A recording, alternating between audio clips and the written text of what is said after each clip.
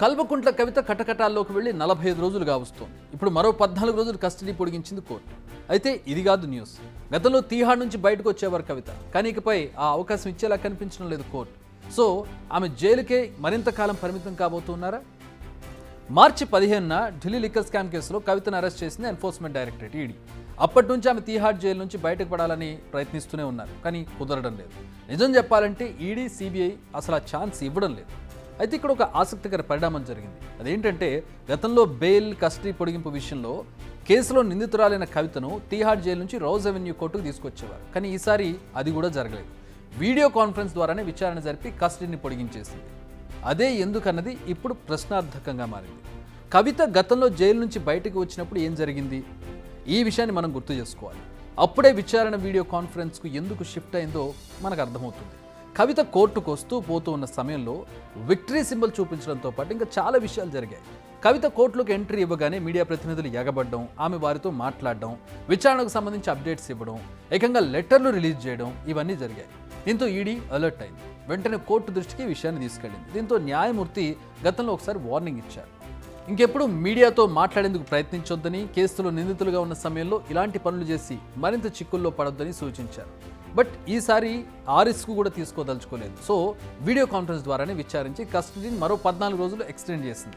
అటు కేజ్రీవాల్ విషయంలోనూ ఇదే సీన్ కనిపించింది. కోర్టు తీసుకున్న ఈ నిర్ణయంతో కవిత 14 రోజులకు ఒకసారి బయటకు వచ్చే ఛాన్స్ను కూడా కోల్పోయారు. నిజానికి కవితకు అలాగైనా కాస్త చేంజ్ ఉండేది. అంటే జైలు నుంచి కాస్త బయటకు రావడం, మీడియా ప్రతినిధులను కలవడం, కనపడడం, ఆవిడ విక్టరీ సింబల్ చూపించి ఇలాంటి కొంచెం రిలాక్సేషన్గా ఉండేది ఆవిడకి బయటకు రావడం. కానీ ఈసారి అది కూడా లేకుండా పోయింది. సో నెక్స్ట్ మళ్ళీ మే 7న కవితను కోర్టులో ప్రవేశపెట్టనుంది ఈడీ. కానీ అప్పుడు కూడా వీడియో కాన్ఫరెన్స్ ద్వారానే విచారించే అవకాశాలు కనిపిస్తున్నాయి. మొత్తంగా కవిత ఇప్పట్లో జైలు గోడలను తప్ప మరో ప్రపంచాన్ని చూసే అవకాశం అయితే కనిపించడం లేదు. ప్లస్ ఇక్కడ ఒక పాయింట్ ఉంది. ఈ కేసులో ఇన్వెస్టిగేషన్ ఏజెన్సీస్ ఇప్పటి వరకు ఛార్జ్ షీట్ వేయలేదు. మార్చి 15న ఈడీ కవితను అరెస్ట్ చేసింది. అంటే ఆ రోజు నుంచి 90 రోజుల పాటు ఛార్జ్ షీట్ వేసేందుకు టైం ఉంది. సో అప్పటి వరకు ఆమెకు బెయిల్ వచ్చే అవకాశం దాదాపు లేనట్టే. అంటే జూన్ 15, 90 రోజులు లెక్కేస్తే జూన్ 15 వరకు ఇదే సీన్ ఉంటుంది. ఏప్రిల్ 11న సిబిఐ కవితను అరెస్ట్ చేసింది. సో ఇప్పుడు సిబిఐకి 90 రోజులు టైం ఉంది ఛార్జ్ షీట్ వేసేందుకు. ఈ లెక్కను చూసుకుంటే జూలై 11 అంటే ఇంకొక నెల ఎక్స్టెండ్ అవుతుంది. సో అప్పటి వరకు కవిత బయటకు రాలేని పరిస్థితి అయితే కనపడుతోంది. దీన్ని బట్టి చూస్తే కవిత కటకటాలను వీడి రావడం కాస్త కష్టంగా కనిపిస్తోంది. ఇప్పుడు వీడియో కాన్ఫరెన్స్ ద్వారా విచారించడం కంటిన్యూ చేస్తే అప్పుడప్పుడు విచారణ కోసం బయటకు వచ్చే కవిత కూడా బయటకు రాలేనటువంటి పరిస్థితి ఉంటుంది. అయితే కవిత న్యాయ పోరాటం చేస్తూనే ఉన్నారు. రెగ్యులర్ బెయిల్ పిటిషన్ వేసే ఛాన్స్ లేకపోవడంతో మధ్యంతర బెయిల్ కోసం చాలా గట్టిగా ప్రయత్నిస్తున్నారు. కానీ ఈడీ ఒకటే మాట చెబుతోంది, స్కామ్లో కవిత పాత్రపై పక్కా ఆధారాలు ఉన్నాయి, అందరి స్టేట్మెంట్లలో కవిత పేరు వచ్చింది, అరెస్ట్ చేసే సమయంలో కూడా రూల్స్ ఫాలో అయ్యాం. ఇవి కోర్టుకు ఈడీ చెబుతున్న అంశాలు.